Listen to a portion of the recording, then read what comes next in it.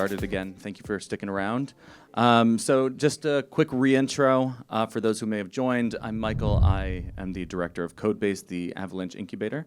And in May, we completed our first cohort of companies, and of which there were 15 from around the world. A number of them have been kind enough to join us here in Argentina, and we wanted to give them an opportunity to share what they're building. You know, these are really the future of Avalanche. There's many futures of Avalanche, obviously, as you're going to learn about over the next couple of days. But these are some of the companies where we have, highest conviction. We're dedicating a lot of resources, time, etc. And we want to make sure that they are getting the word out to the ecosystem and the community such as yourself. So with that, we have about 5 of them, I believe, and they'll be pitching for 4 minutes each, and they will all introduce each other. And then from there, please ask any Q&A at the end. But with that, I will turn it over to Eric from the Guild. Thank you, Michael, for that grand introduction.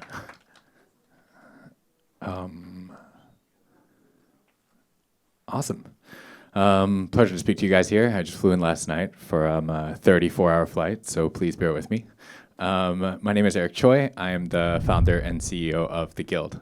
The Guild is a Web3 platform that allows you to monetize your network. I'm going to kind of speed run through this. So the basic problem is that the gig economy is completely broken, not in just the sense of the fact that the 2 monopolizations within the industry, which are Upwork and Fiverr, have had 0 innovations within the last year and a half to 10 years. But the fact that the reinvention of work in itself, you can no longer get a 20-year job after graduating from university, work at one company, and retire to your 401k. The problem that we're trying to address is that there's no venue or platform, online or offline, for gig economy workers to network, meaning there are no freelancer meetups, there are no freelancer conferences, there's no labor union that protects them.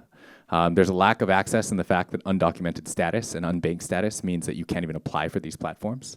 And there's a lack of transparency in the fact that there's excessive fees. 10% on the buyer side, 20% on the seller side is the average medium across the board off of any platforms on the internet. Last but not least, there's barriers to career progression due to the fact that you can't talk to anyone aside from your actual clients within the space. Our market size that we're looking at and targeting markets are 1, the gig economy, 2, the influencer and creator markets, and 3, the Web3 services market size. Each of these have a CAGR of anywhere between 15 to 45% year on year. 2 of the unique markets that only we get to target in comparison to all of our existing competitors is the fact that we get to look at 1.1 billion people that are undocumented and 1.9 billion people that are unbanked across the board. That's around 22.76% of the world's population, and about 50% of them speak English. So what is it that we've built? So far, what we've built is a decentralized autonomous services marketplace. So easy access, no upfront fees, no KYC required, no Web3 knowledge required unless you're onboarding or offboarding assets, a fully collaborative and self-governed social network, giving a voice back to the underrepresented, fully transparent with all, not just payments and escrows being verified on-chain, but our reputation systems, our referral system, which is proprietary, the first one of its kind. We're actually in the middle of applying for a new ERC standard and an EIP standard to the Ethereum Foundation. And last but not least, cross-chain, cross-platform, on-chain reputation system, giving control of your reputation back to the actual individual users. So what's our secret sauce, aside from the actual founders that have been in the space for the last 10 years, is 1, we built the world's first on-chain, multi-level, multi-tier affiliate program. We took all the good parts of Ponzi-nomics, of MLM structures and marketing structures, and we realized, what are the problems that are constantly reoccurring both on-chain and off-chain for these types of transactions? The first part is counterparty risk. The second part is the fact that you can't audit the transaction all the way from the top to the bottom. So what we did was we built this entire thing on-chain, making it so that you can port your social graph as simple as an NFT transfer. Secondary to that, we built an interoperable reputation system. So we took an ERC 6551, which is a token-bound account-abstracted wallet in the form of an NFT. We changed the dialogue for that by adding 2 different smart contracts to it. One which tracks your reputation tracker, which is in the form of a non-transferable token called XP, and an on-chain affiliate program which ties your entire social graph to that singular NFT. In terms of our competitor analysis, above us you have all of our Web 2/Web 3 Web 2 competitors like LinkedIn, Fiverr, Upwork, and Kumon. Below us you have all of our Web 3 competitors. So Friendtech, Stars Arena, Galaxy and Zeely for questing platforms, Farcaster and Lens Protocol for social protocols, Bountycaster and Braintrust for job platforms. I'm not even going to go into how we have better functionality and better UI UX. Simply put, we are 75% cheaper than all of our existing competitors. We have near instant settlement, making us 50% faster, or sorry, 50 times faster than any of our existing competitors. And last but not least, our fees. Right now, that shows 8%. That includes the kickback that we give back to our users. And most importantly, in order for you to use Fiverr or Upwork or any of these websites, you have to go to fiverr.com or upwork.com or linkedin.com. We are an API and SDK first protocol, which means that you can build your own front end, have access to all of our UX, all of our users, all of our human resource liquidity, and just keep building at a fraction of the cost.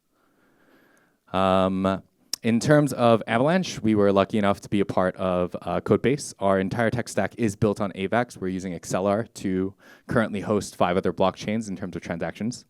Right now, we're partnered with Solana. The founder of BitLayer is one of our investors. The ex-APEC head of Base is one of my co-founders. Movement Labs also ended up being investors, and they're the first Move VM that we'll be on top of. In terms of EVM, the reason that we decided to go with the AVAX tech stack is due to the L1 infrastructures and AVAX 9000, which seems to be the actual motto for this year's summit. In terms of the founding team, there's me. They're multi-time founders directly within the space. There's Edward Zipko, who's the founder of Superchief. If you go to Times Square and you see all the NFT artwork, that is curated directly by Superchief. We have Prince, who co-founded South Korea's biggest and first social DAO. And then we have Giuliano, who used to be the APEC head of Base and the Asia head of Tinder for about 6 years. These are our existing partners, most of which are either L1s and L2s within the space, but mostly are AVAX native products and projects, a lot of which we were able to meet through Codebase. I hope you guys will check us out. We're currently in open beta at beta.theguild.quest. And that's it for me. Thank you very much. And without further ado, I'm going to introduce Dripit. Thank you, Eric.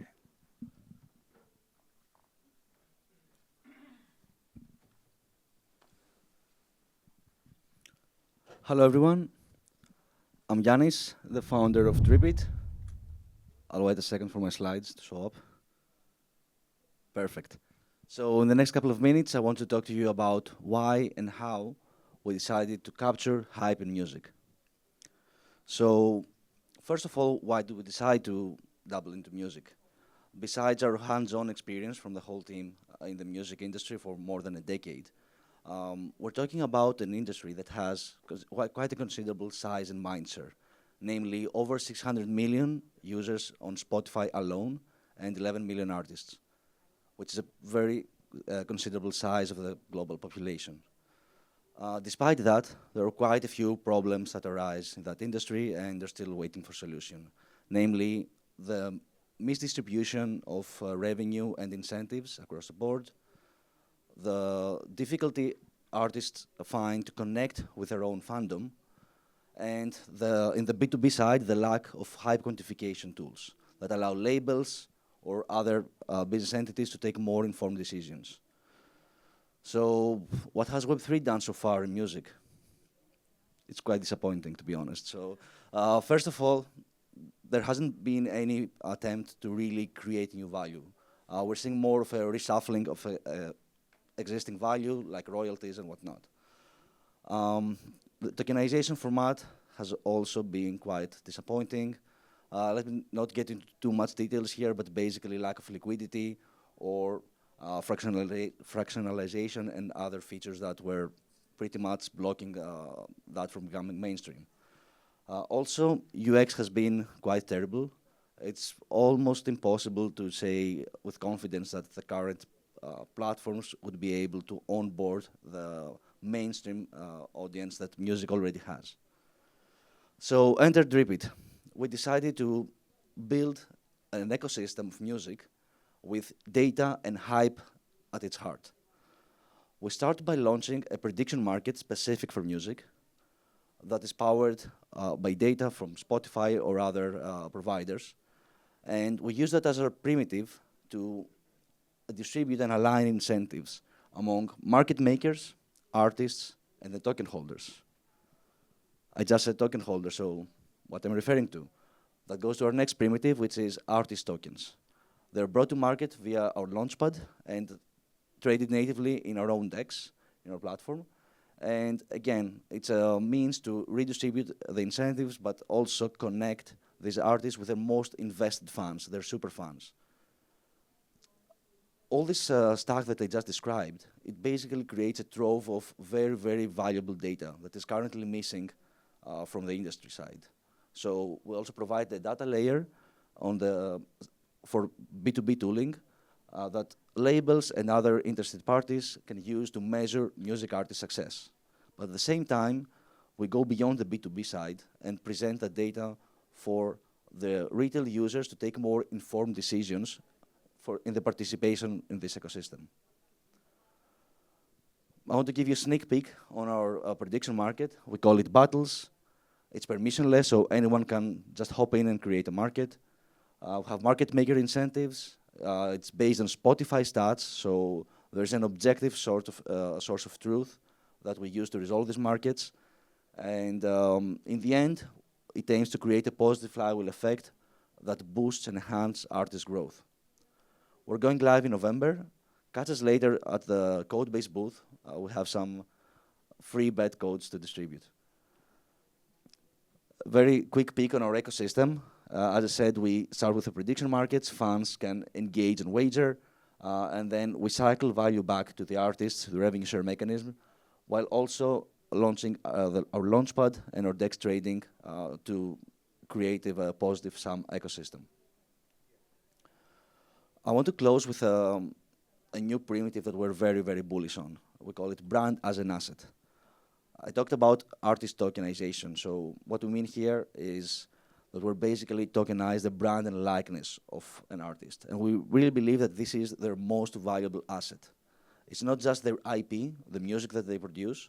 It's more than that these days. So we're building the go-to financial layer that connects artists and fandom.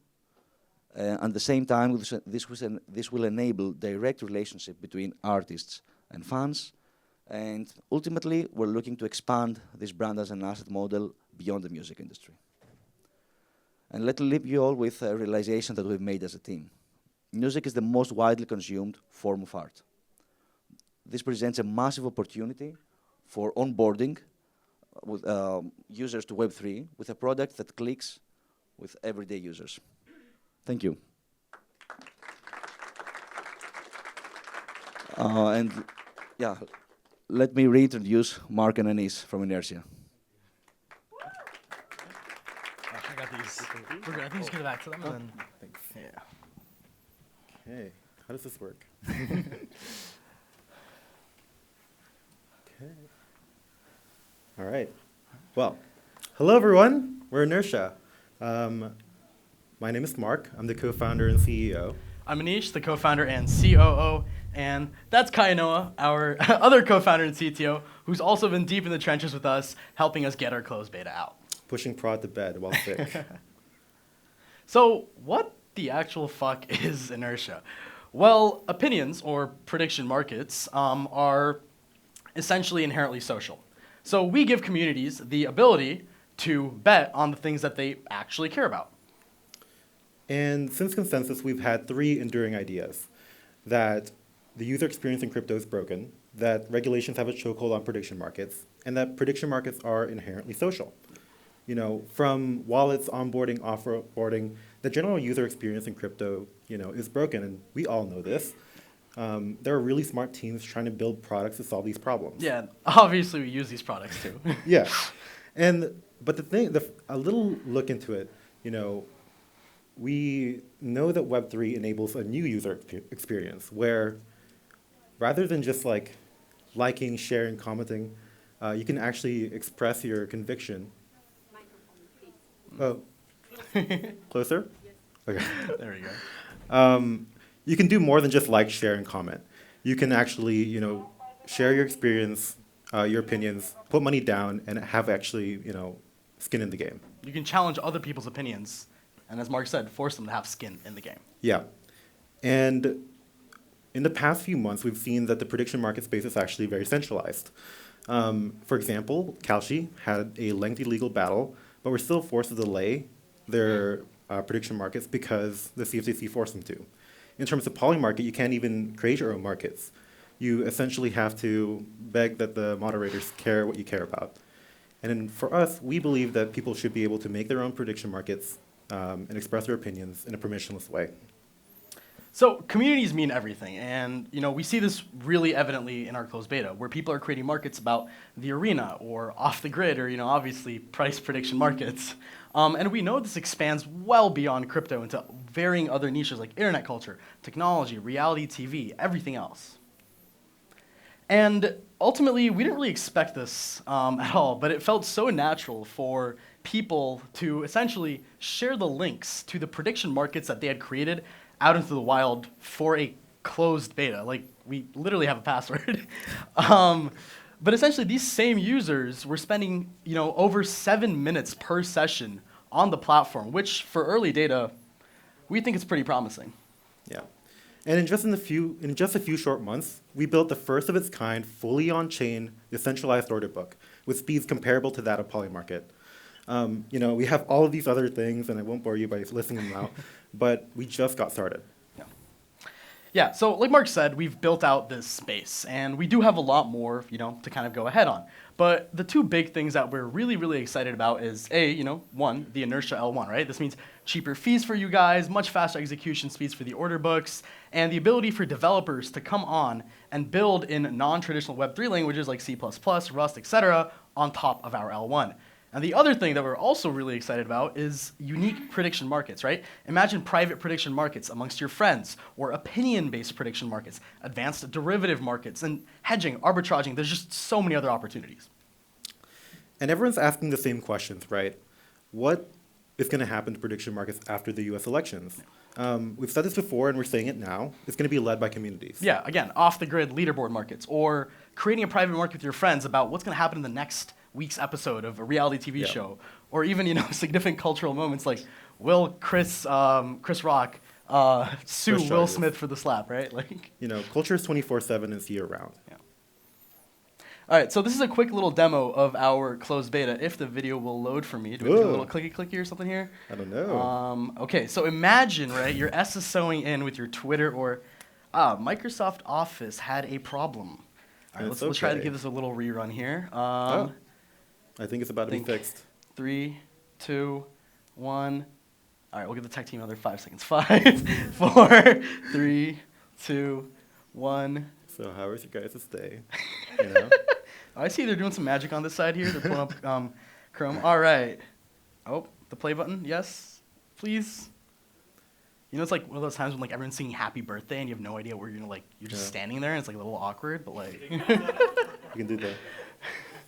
There we go. Cool. So here's a little beta demo that we have. Essentially, a user single signs on with Twitter or Discord. You can view some of the other markets, interact with some of the social features, and then bam, get right into creating a market. And we know that creating prediction rules can be a little, annoying and difficult. So we have a custom GPT allowing you to quickly copy and paste right into there. Then you add some more context, set the time that's going to end, and bam, you can create that fully on-chain prediction market. Yep. And then if we can leave this, we can end this. All right. All right. We're Inertia, where you can put your money where your mouth is. Thank you. All right. Thank you. Introducing TheBadge. Here you go, boys.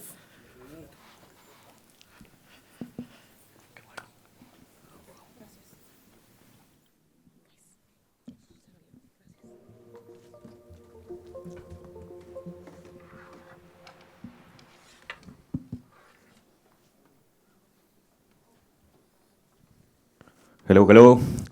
Okay, first of all, thank you for coming in Buenos Aires. Welcome to Argentina. We are both from Argentina, so I want to welcome you. I hope you have a great time here during the summit.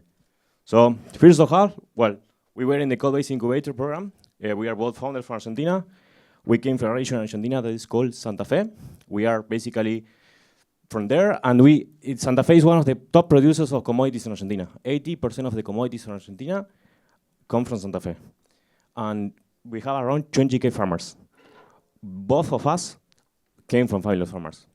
In the case of Federico, my co-founder, he's professor at the university, the UTN in Argentina, and he also has a family with lands, basically, and they produce commodities. In my case, I'm also a software engineer. We met in the same university in UTN in Argentina. And my dad worked a lot of years in the light cat investment industry. And I was wanted to do something related to crypto, which is something that I love, and something I can connect with my father. And I say, what if we do something together, right? And then I started to think that we have a problem, especially in Argentina. They have a lot of inflation rates, and the inflation rates makes that we cannot basically get money. It's difficult to take loans here. As you probably know, it's difficult to use money here in Argentina, probably, you know? So we decided, okay, what if we connect the farmers in Argentina with the crypto? But yeah, that could be good, but how can you do that? It's very difficult. How can a farmer use crypto? It's crazy, right? That's why we are developing the solution. The solution is tokenizing those assets for allowing faster, easy, and distributed investment opportunities. So everyone of us, from the office in Buenos Aires, from an office in New York, from an office in Barcelona, we can be part of the commodities trading. And we can be part of the farm. That's the idea. Imagine that we are a farmer, and we want to take a loan in order to harvest for the next season. What we can do? We need money, right? So what we can do is we can go to Open Grano, which is the platform that we are developing. We can take a loan, and we can promise that the money is going to get back after a harvest period. So after a harvest period, the farmer gets the crops and repays the loan. And now, let's imagine that we are in Buenos Aires. We are working in an office. We never touch a field, a farm in our lives. So what we can do, we can be part of that, but we can just put money in Open Grano in the vault using USDC. We get shares of that farmer. We can choose the farmer that we want to invest in. And then after a harvest period, we get the money back with, of course, a revenue. That's the goal. This has a lot of benefits for both farmers and investors. Of course, for farmers, now we have a new way to obtain loans, less bureaucratic, cheaper, easier. And for investors, us, we can just put $1, $10, $100, $1,000, and we can invest directly in the farm.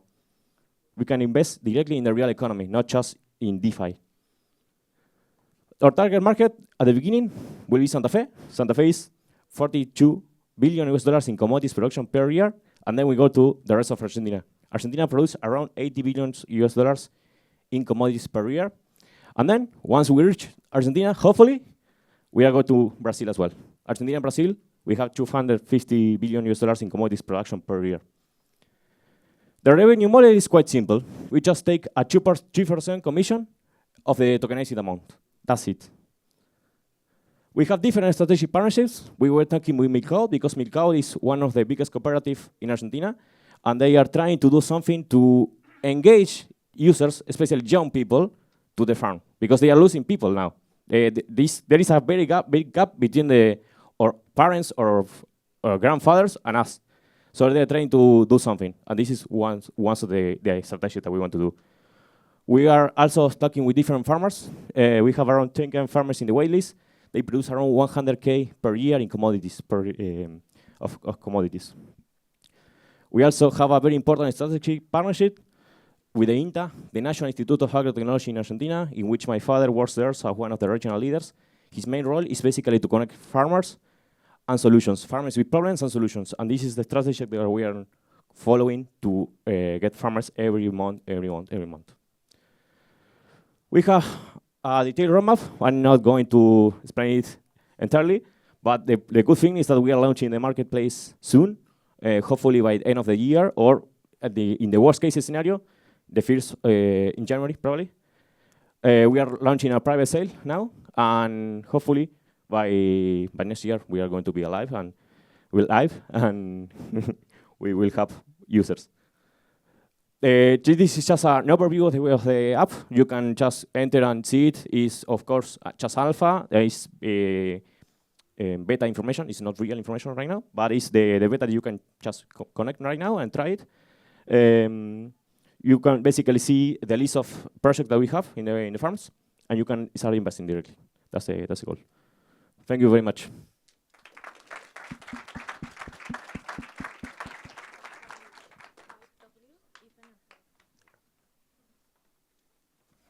Okay.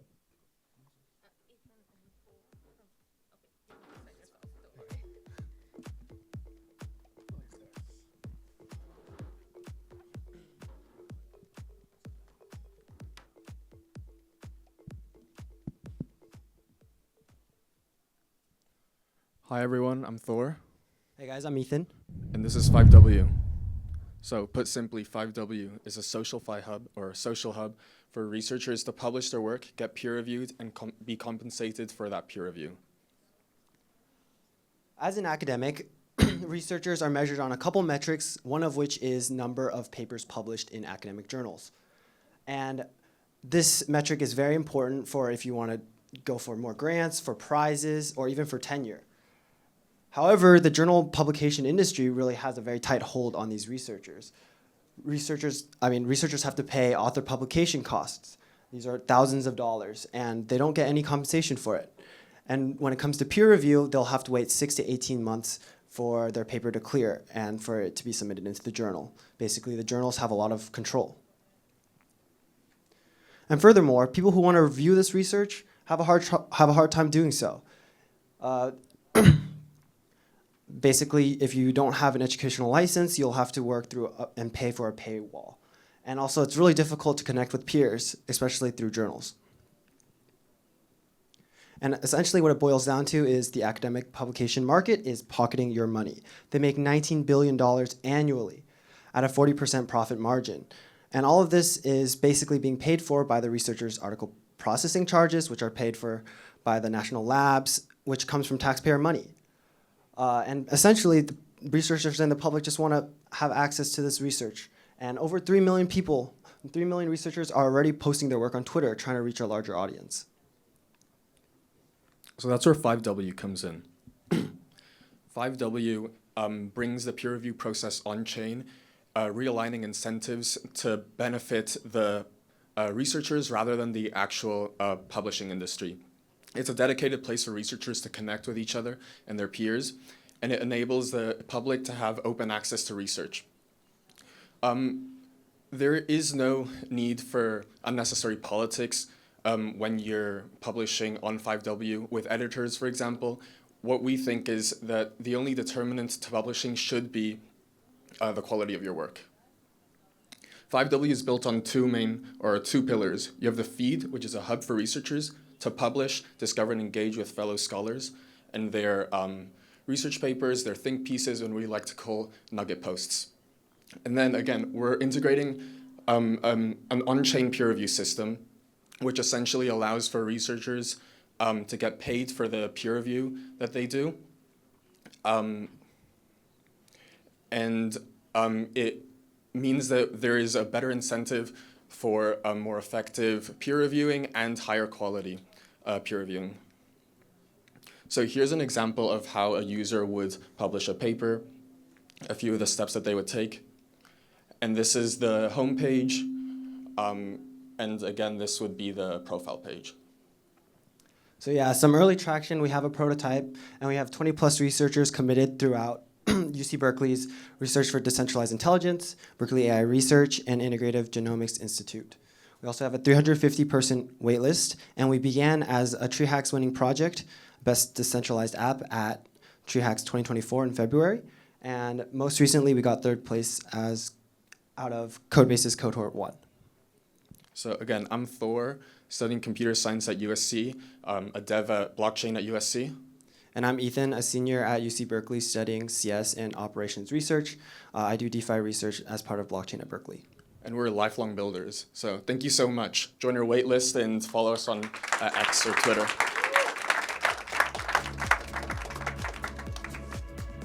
And now we're going to bring on Suzaku.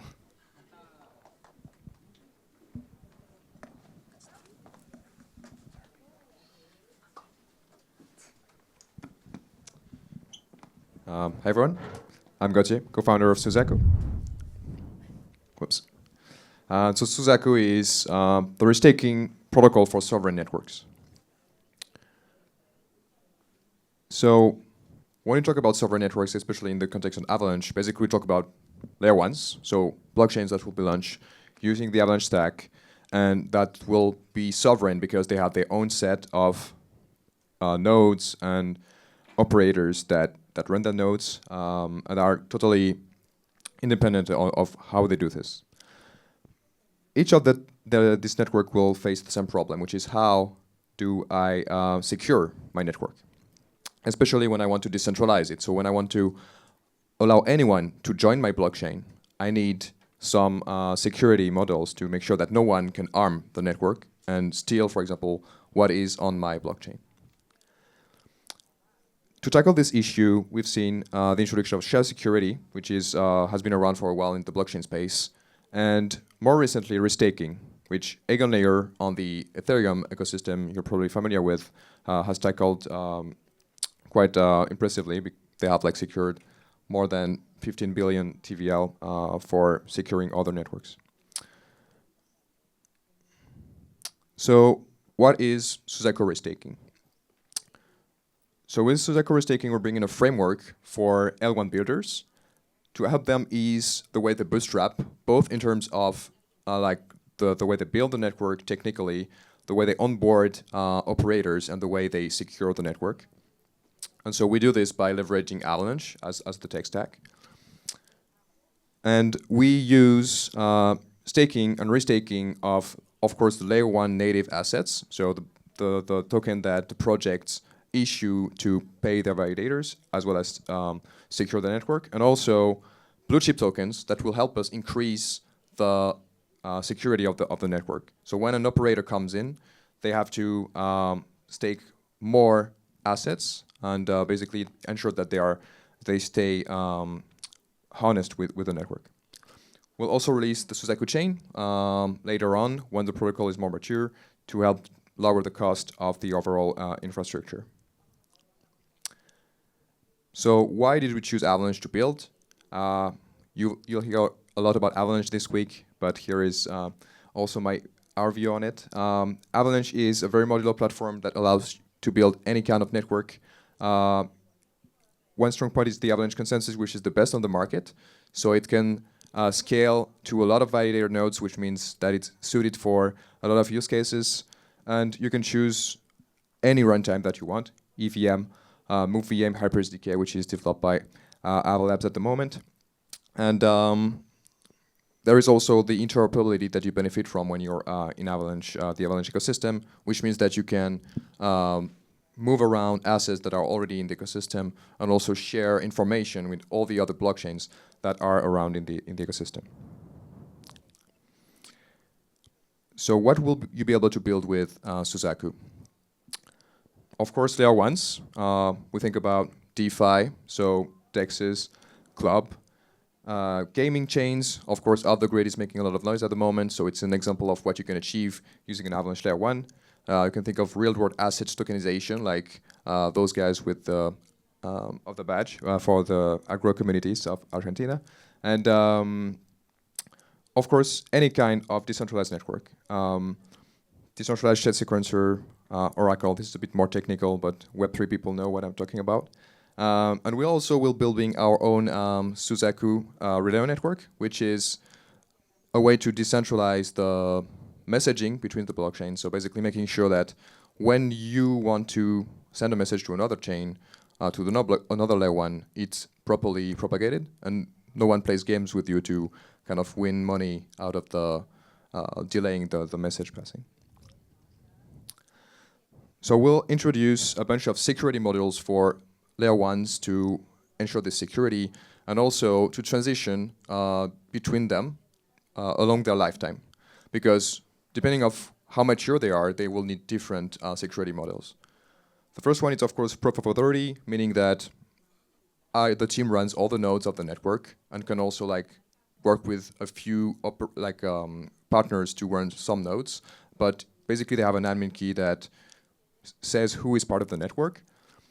Then we can move on to a proof-of-stake model where people have to come in with the native layer 1 asset to join the network and make sure that they're acting correctly.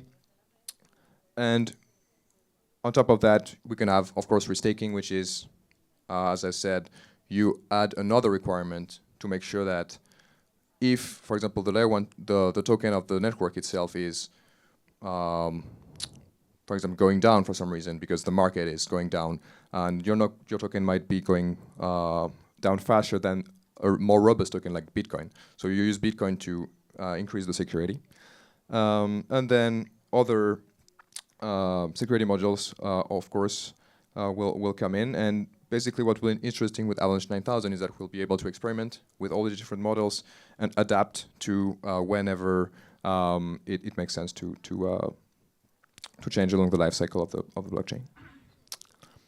So we also launched our restaking dApp last week on the Avalanche mainnet. So if you want to check it out, just live at restake.suzaku.network. So you can already deposit tokens and earn Suzaku points ahead of the launch that will probably happen in Q1 of next year on mainnet. And for now, it's just bootstrapping liquidity and raising awareness around the protocol.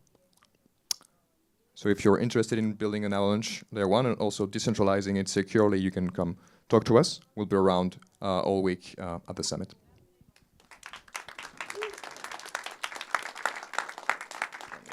Thank you. All right. Well, thank you guys for all of that. Really appreciate it. Great to see the progress. Thanks for the update publicly. For those of you who have any questions, obviously for the teams, feel free to grab them. Also for me, we did reopen the applications for Codebase Season 3, which will be kicking off in Q1 of 2025 with an onboarding in London. If you are an early stage founder, perhaps you are interested in joining the program that these folks went through. I will not sing its praises. I am my biggest critic. I will let the teams tell you the truth. Hopefully that is positive for us. With that, thank you all for coming this way. We really appreciate your time, and we'll see you around.